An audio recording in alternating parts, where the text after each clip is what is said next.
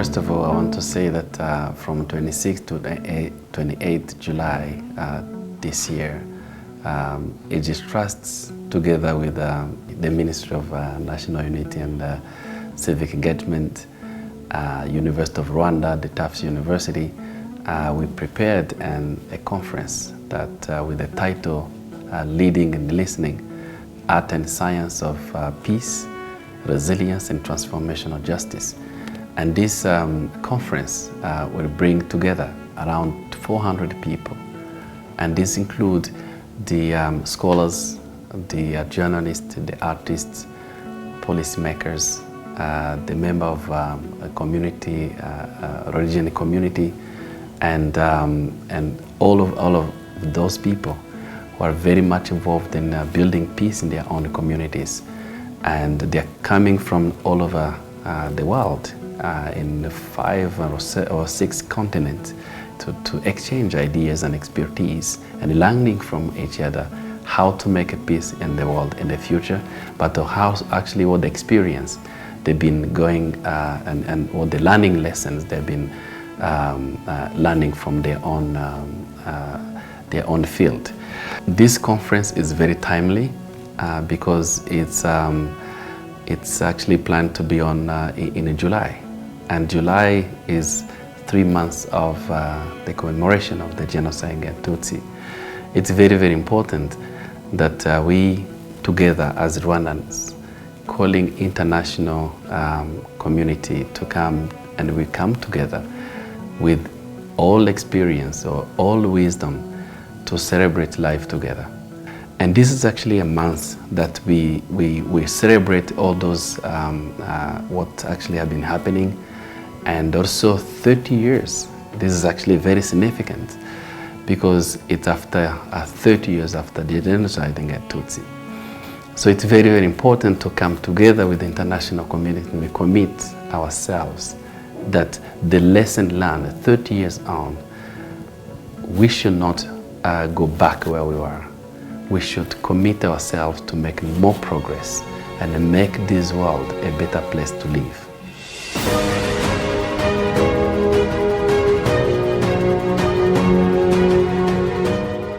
It's a 3 days conference, and the first day will be learning about Rwanda.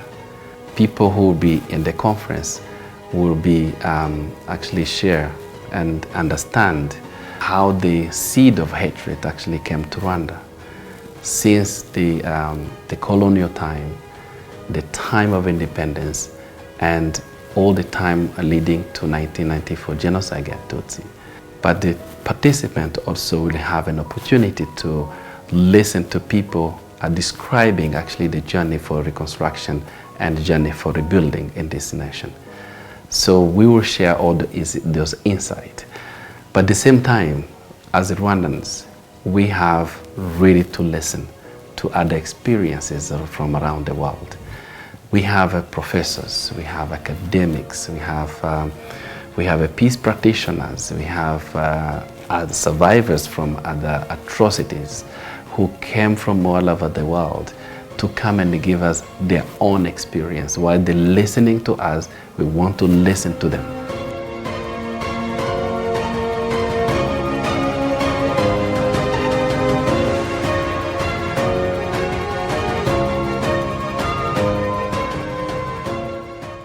In the conference like this one, it's a time to be a voice for voiceless people.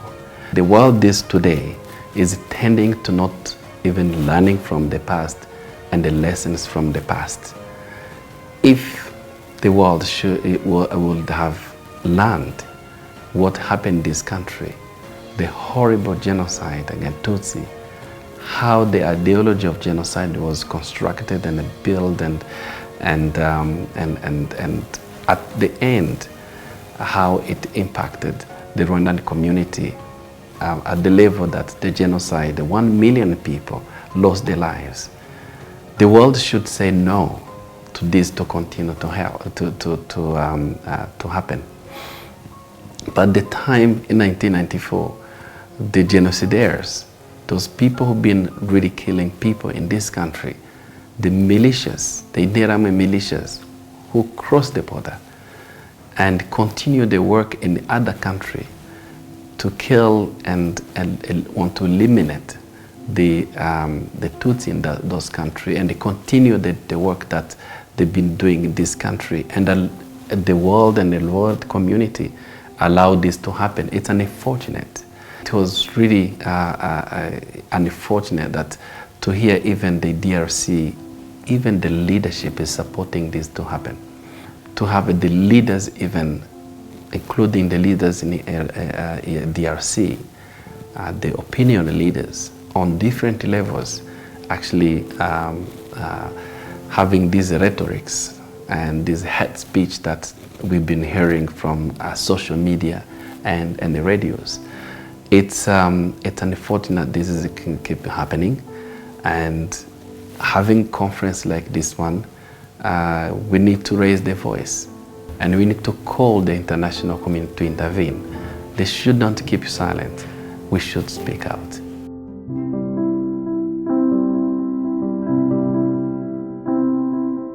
As one of the outcomes of this conference is announcement of Isoko Peace Institute. And this is really a huge achievement for Aegis Trusts, actually trying to expand its reach to the world in terms of prevention, in terms of research, in terms of preventing actually the mass atrocities around the world. Having invited by the government of Rwanda to support the establishment of Kigali Genocide Memorial, we were very much privileged in 2004 to be a part of the process of memory and the reconstruction of this country. So today, 30 years on, it's a huge milestone that regarding the country, but also for Aegis Trust programs on peace education programs that have been created from Kigali Genocide Memorial, expanded to the whole country and embedded into the national curriculum. It's a time to have this program have a home. The Isoko Peace Institute will help us to expand and also to reach out the world, because part of it is providing a very professional and a physical space to be trained and to have a trainings actually going on. Aegis Trust itself is celebrating 25 years of existence. And as you know, 30 years after genocide, it's really a special year for us. And that's why Aegis Trust decided to do something very tangible to the world, not only for Rwandans, but for the region and to the world. The Isoko Peace Institute will be a vehicle to take lessons from Rwanda to the world, but also to collect the experience and expertise from around the world to the Rwandans.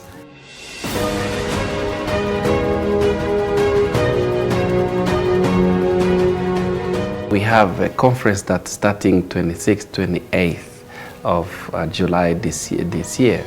But we have also other events and other conferences that have been planned before and after.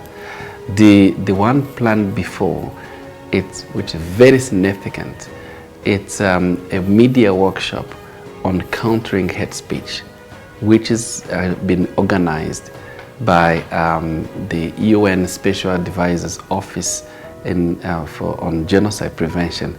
This call to come and sit down together and learn from each other's insights and experience in the field of hate speech. We have a journalist from America, from Canada, from France, from many other places on the whole continent and Africa and from Rwanda, coming and really for 2 days session to understand how can we counter this hate speech around the world, but including the hate speech that is going on in DRC. This is really very important. The Office of a Special Advisor on Genocide Prevention, she wants to draw a plan, an action plan of countering hate speech around the world. And this action plan will inform the policies in all countries on how to counter it, how to identify it, and how to make sure that we prevent this hate speech to happen again. After the conference, we have another conference of ICE Memory. I is International Committee of Memorial and Museums on Human Rights. And this is a committee which is under umbrella of ICOM.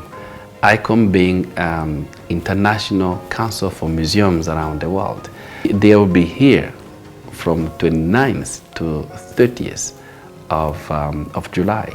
Umuntu Art Festival, now it is celebrating 10 years. And this Umuntu Art Festival have been calling the artists around the world to come and express their life of peace, express the feelings and what is going on in their own communities. So Umuntu Art Festival will be all the time taking place each and every evening here at Kigali Genocide Memorial. The participant of 3 conferences that are happening successfully, they will be able to participate voluntarily because it's open to the public, and see how the arts can play a role in building peace.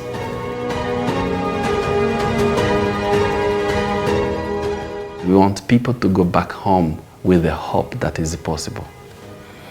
This is a country where a lot of possibilities can be showcased.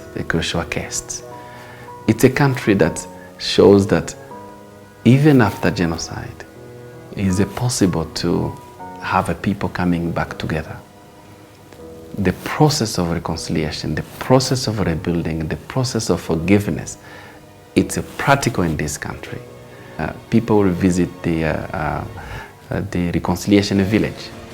These are courageous people, heroes, who say no to the hatred, who actually went beyond their feelings, and they decided, as the perpetrators and the survivors, coming together in the same village and living again in the unity in the same village.